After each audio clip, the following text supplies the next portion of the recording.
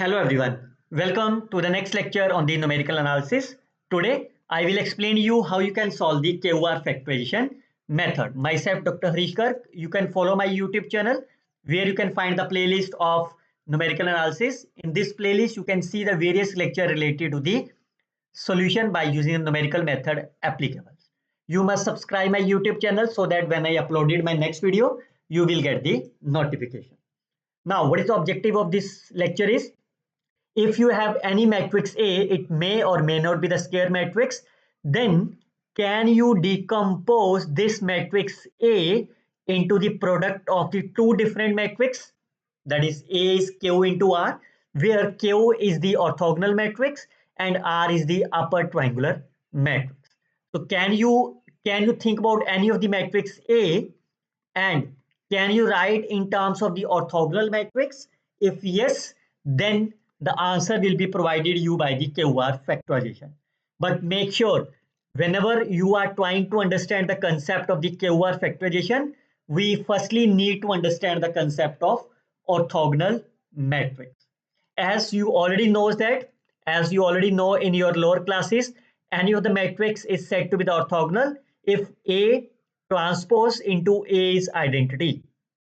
On the other hand, if you have the square matrix, then instead of this A transpose into A, you can either use as a, if I call as a matrix Q, then either you can take it as a Q transpose into Q or Q into Q transpose. But remember student, if your matrix is non-square matrix, then your exact definition of the orthogonal is Q transpose into Q must be identity. What is the meaning of the non-square matrix? Like 3 cross 4, 2 cross 3, 3 cross 2, fine, 4 cross 5. These are the size of the matrix. Now, if I quickly recall the few concepts for you so that you can easily understand this lecture, and after that I will tell you how the QR methods applicable. If you have the two different vectors A and B, how you can define the inner product and how you can define the L2 norms. Fine. So which is also called as the standard inner product. The standard inner product is nothing but my dot product of the element wise A1 into B1 plus A2 into B2 plus A3 into B3, and last one is AN into BN. On the other hand, this is a norm. This norm is called as A dot A into root. Fine. So what is the A dot A? According to this definition, it is a A into A. That will be root of A1 square, A2 square up to AN square. So these two are the well established definition related to the inner product and the L2 norm. And this definition is the very important when you are trying to understand the Q factorization method. So you can write down this definition in your copy so that when I explain the QR factorization method, you are easily able to understand it. Now, once you have defined this norm, then the orthogonal matrix will preserve the Euclidean domain. What is the meaning of that? If I call as the Q is my orthogonal matrix, then the norm of the Q into V is same as of the norm of V. That is the meaning of the preservance. And the proof is very simple, because it's a norm. I can easily write this matrix is orthogonal matrix, this into transpose. If I open this bracket, it's a V transpose, Q transpose into Q into V.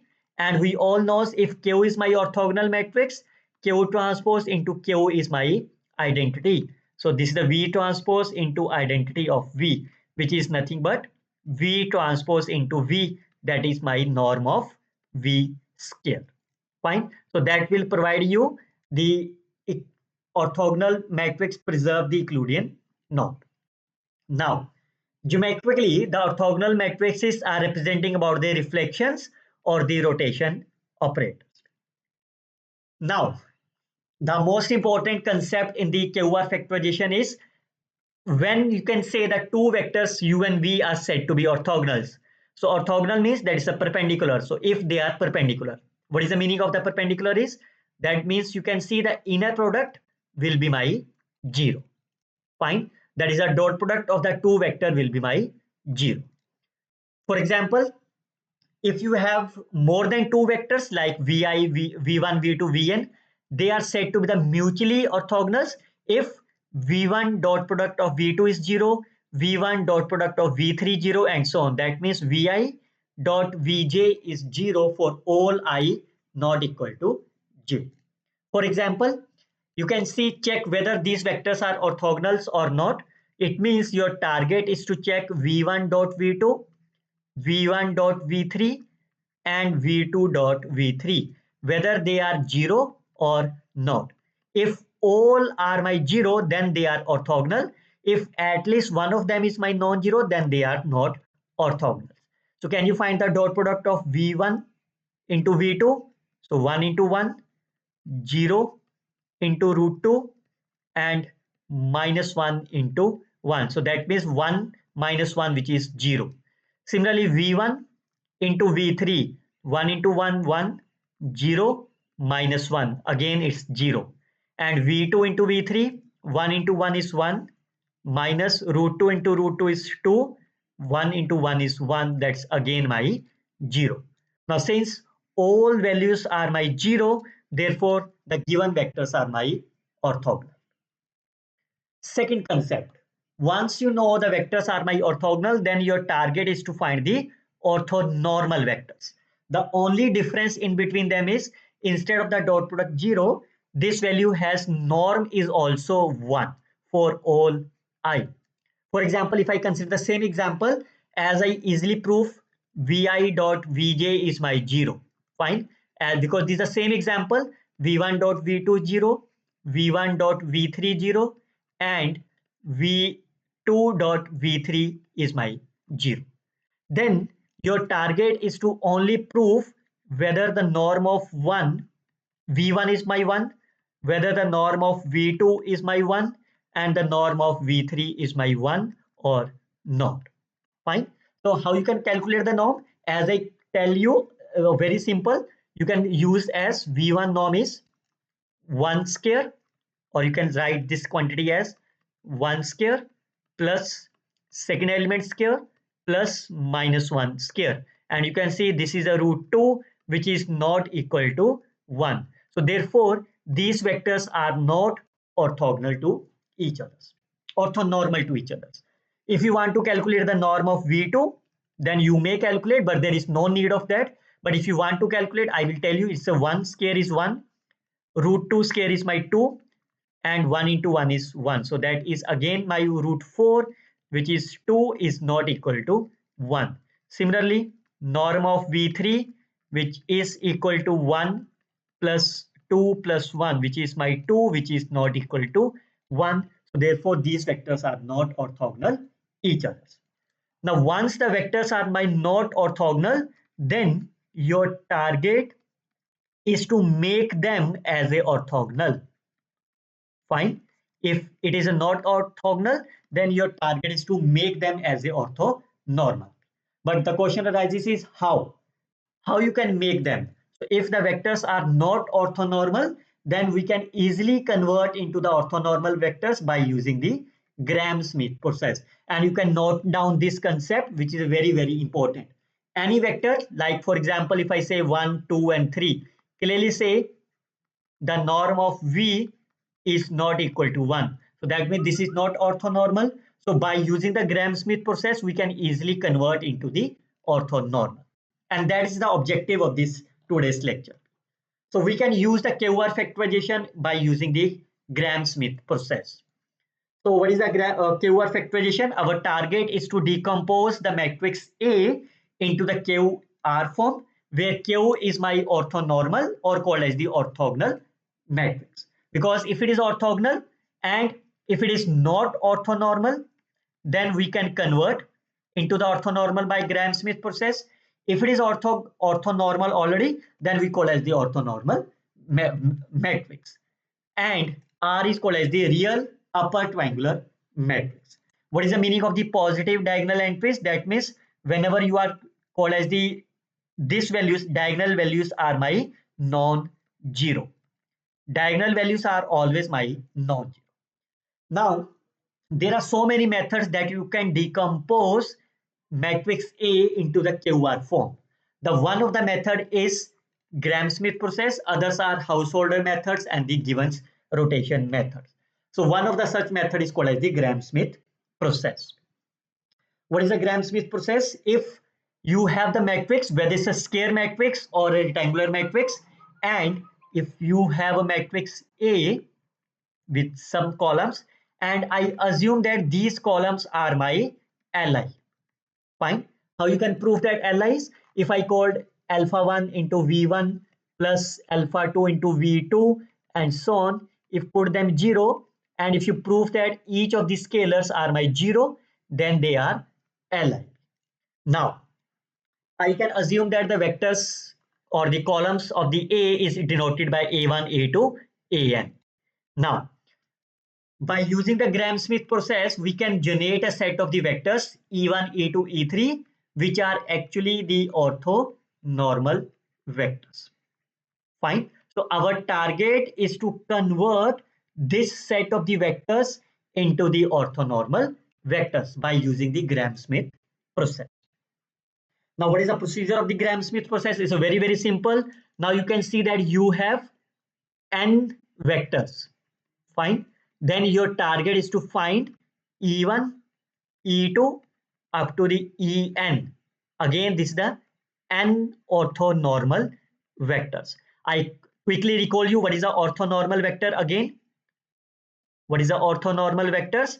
That is Vi dot Vj. Inner product will be 0 and the norm of each Vi is my 1. Fine. That means the dot product of each terms are 0 and the norm of the individual quantity is my 1. So let's start with this. I call as the orthogonal vectors as a u1 is the first vector. Then u2 I can find as a a2 minus the projection of a2 on the u1. What is the impact of a2 on the u1 divided by norm of u1. So this component is called as the projection of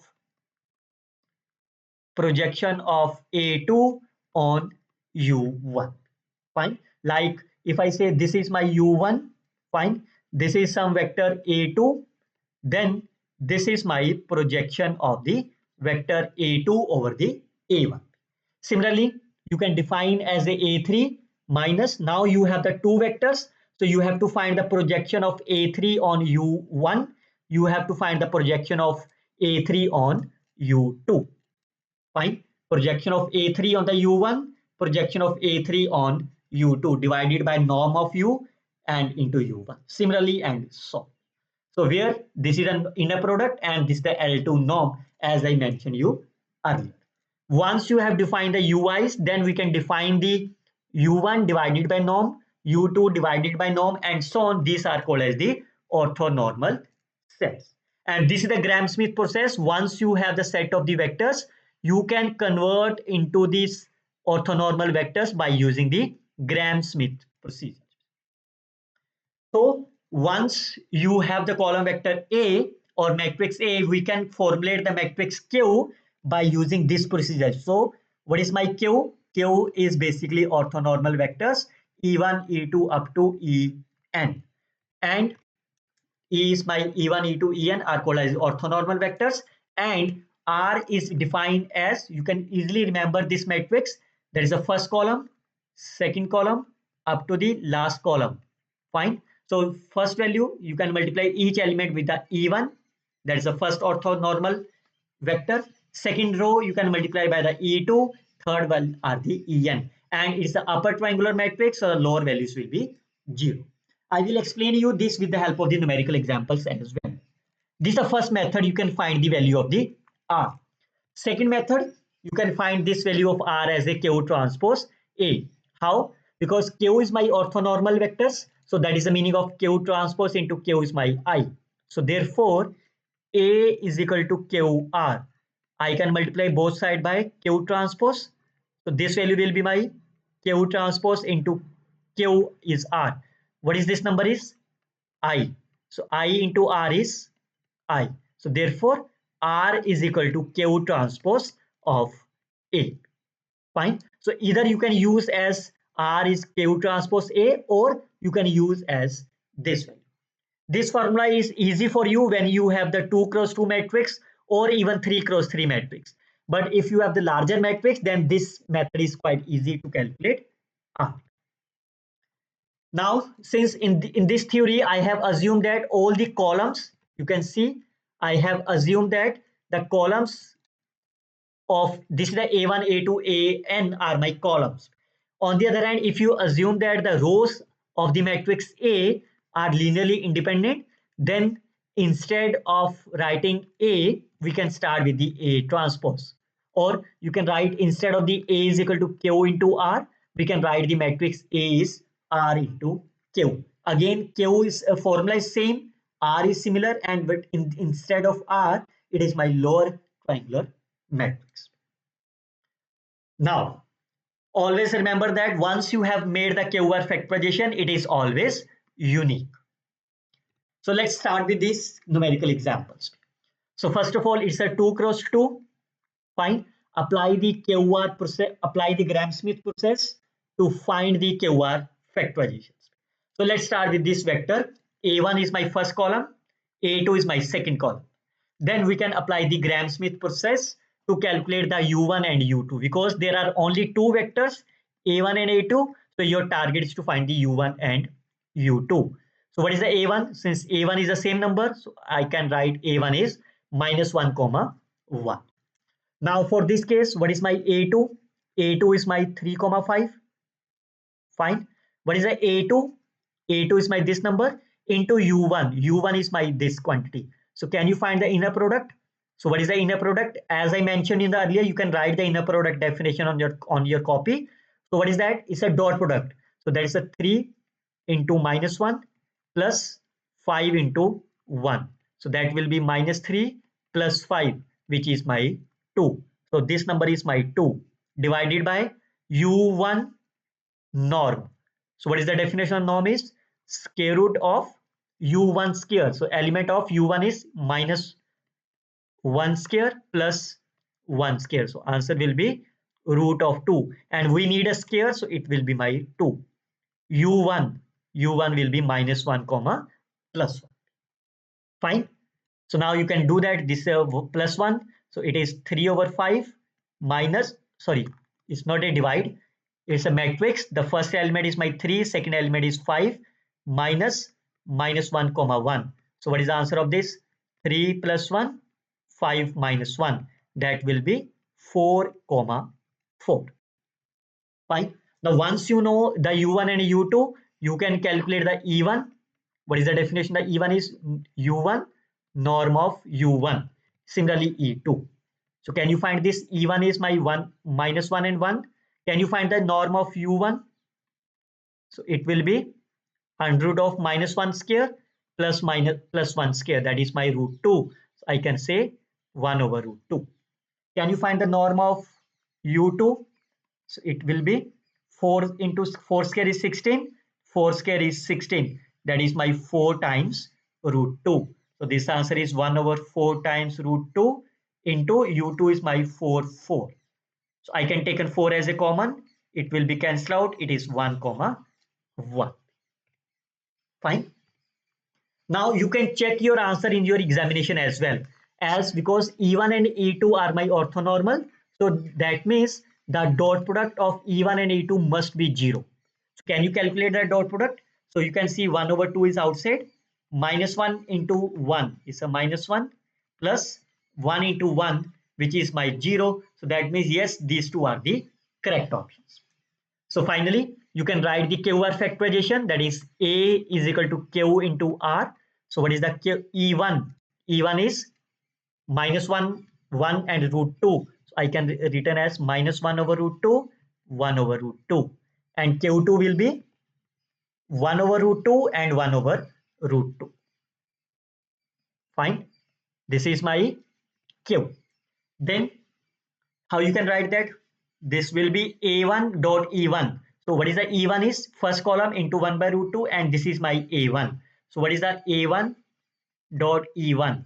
first element minus 1, their first element is minus 1 by root 2 plus 1 into 1 by root 2. So that number will be 1 over root 2 plus 1 over root 2. That will be root 2 is the part of this.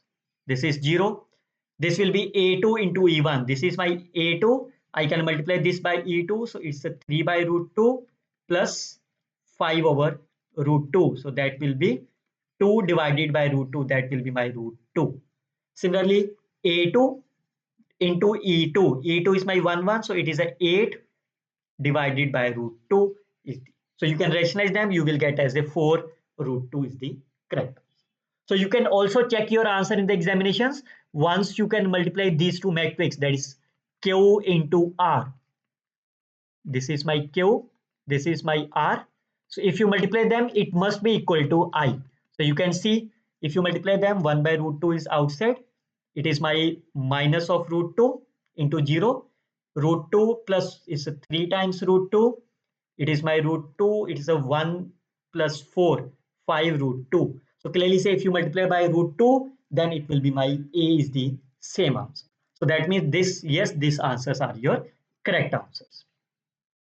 Okay, look at this another one. Again, it's my 2 cross 2 firstly. So I can start with the A1 is the first column, A2 is my second column. Then your target is to find the U1 and U2. So what is the U1? U1 is the first element, A1. I can substitute this value. So A2 will be my 1 and 2. Can you find the quickly dot product of U1 and A2? So it is a 2 plus 2, 4 divided by norm of U1. What is the norm of U1? Is a 4 plus 1 root 5 into U1. Fine. Now you can open this bracket. What will happen? It's a square. It's a root 5. It's a U1. It's a square is 5.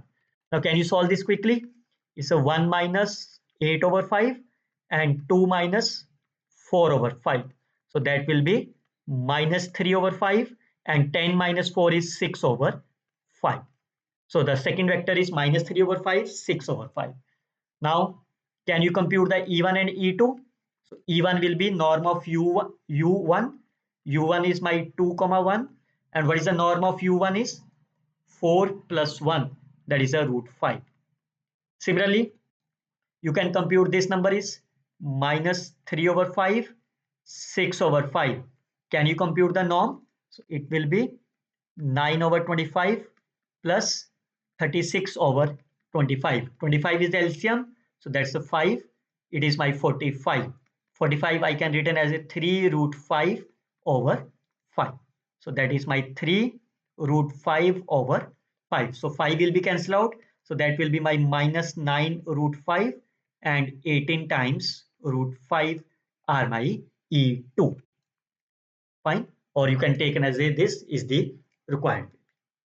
Now, once you know the E1 and E2, then you can find the value as a Q.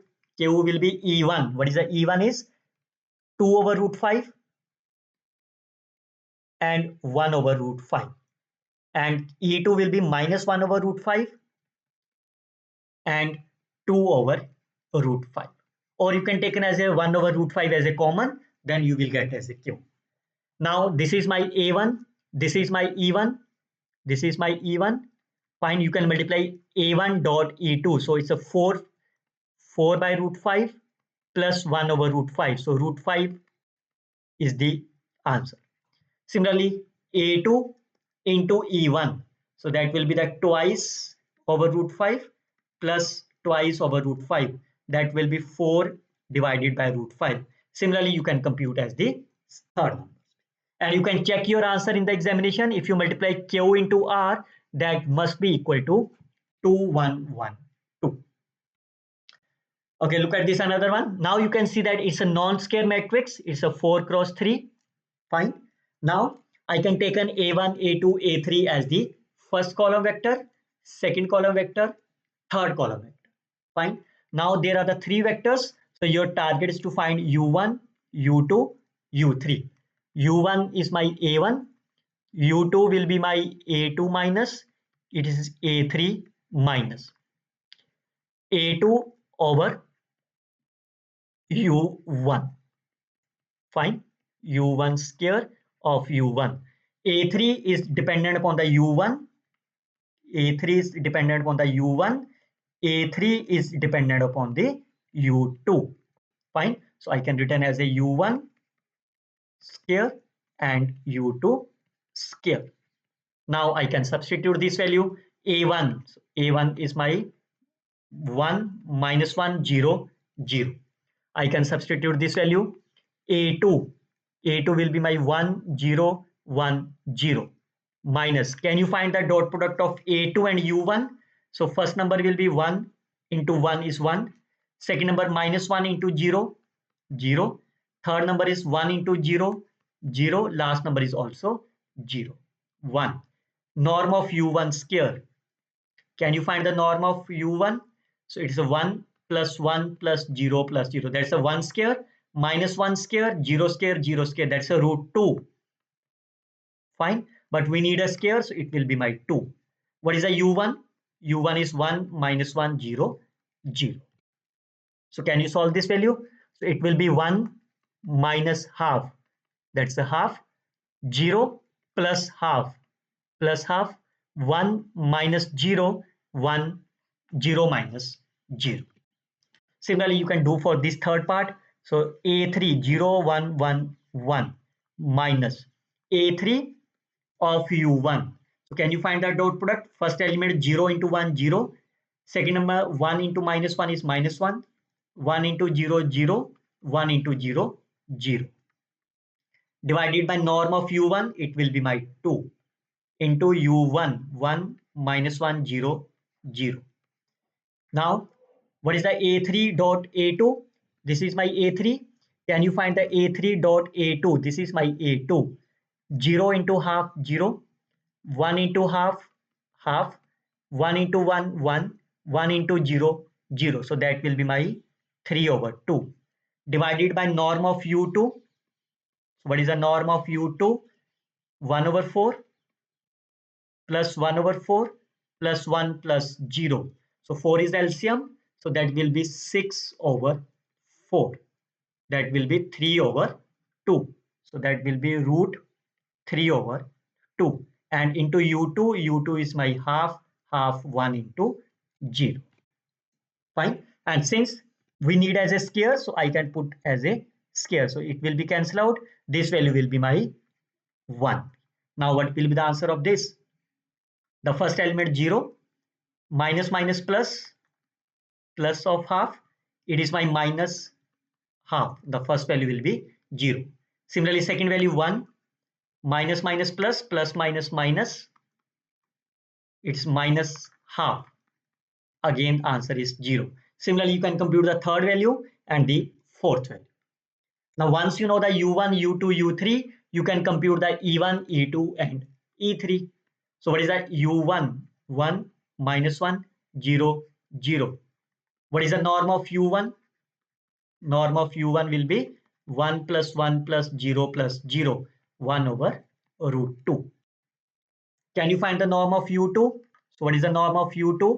1 over 4, 1 over 4 plus 1. So 6 over 4. That is the root 3 over 2 into half, half, 1, 0.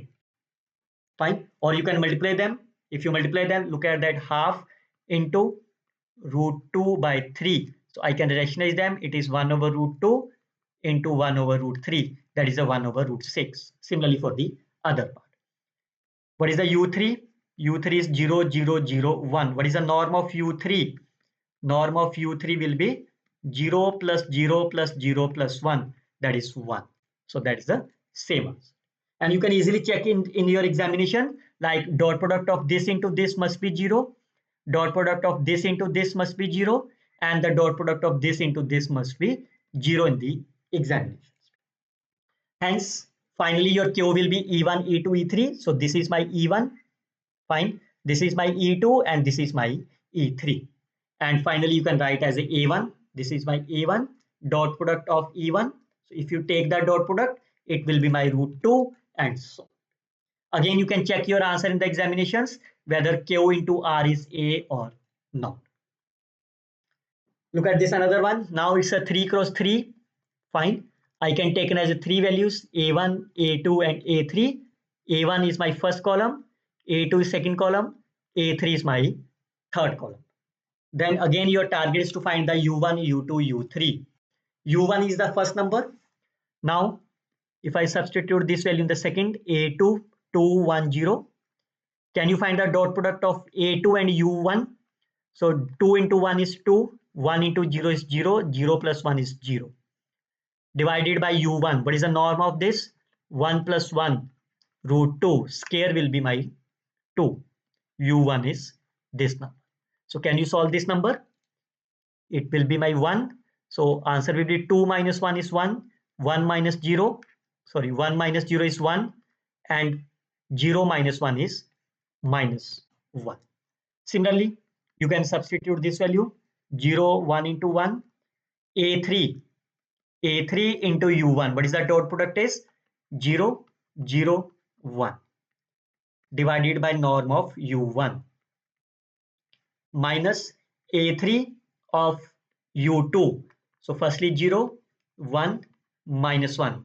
That is my 0 divided by norm of U2 is my 3 into 1, 1 minus 1. Fine. Now this is my 3. Fine, because norm of U2 is 1 plus 1 plus 1, that is my root 3. Fine.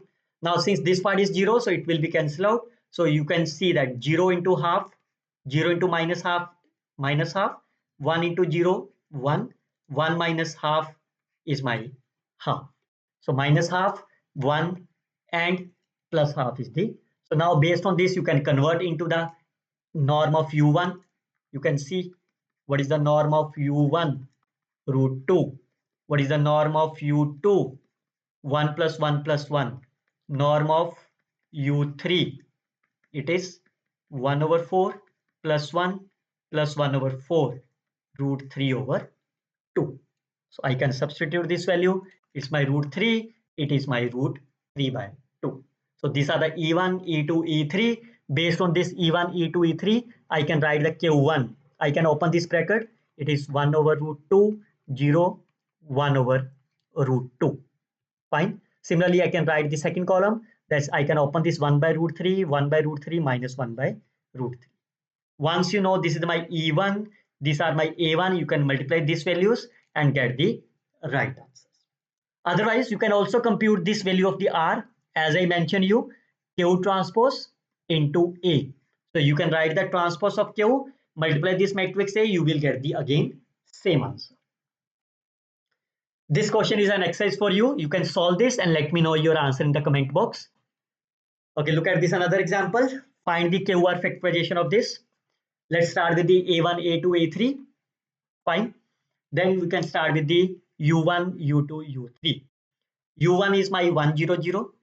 So I can substitute this value A2, 1, 0, 1 minus A2 dot U1, 1 plus 0 plus 0 divided by norm of U1. What is the norm of U1? 1 plus 1 plus 0, that is my 2, because it's a square. U1, 1, 1, 0. So can you solve this? 1 minus half, half, 0 minus half, and 1 minus 0. So the U2 will be half minus half and 1. Sorry, it is 1 minus 0 is 1. Similarly, I can substitute this value here. I can compute the value of A3 dot U1. What is the norm of A3 into U1? So 0 plus 1 plus 0. Similarly, A3 of U2. A3 of U2. 0 minus half, 0. So that will be 1 minus half. These values are the minus half. This value is my plus 1. Fine. Similarly, you can compute the norm and you can solve this calculation. You will get as minus 1 by 3, 1 by 3, 1 by 3. Based on this U1, U2, U3, you can find as the EIs which are computed as. Can you find the norm of U2? Norm of U1. Norm of U1 is 1 plus 1 plus 0. That is root 2. Norm of U2 will be 1 over 4, 1 over 4 plus 1. that is root 3 by 2. Norm of u3 will be 1 over 9, 1 over 9, 1 over 9. So that's a 1 over root 3. So I can substitute this value as a 1 over, it's a 1 over root 3, so 3 in the upside. Based on this E1, E2, E3, we can write the value as a Q and we can compute the value of the R very simple. Look at these 4 questions. These questions are exercise for you. You can try to solve this and let me know your answers in the comment box. Fine.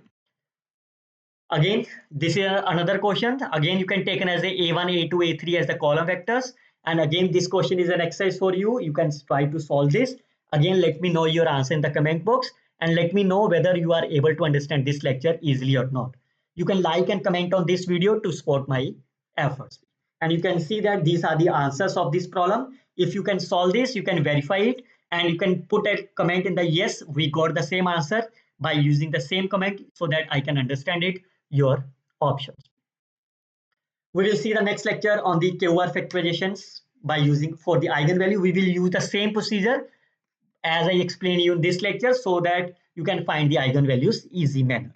Till then, you can like, share and comment on this video. You can subscribe. Don't forget to subscribe my YouTube channels. Thanks for watching. Best of luck, students.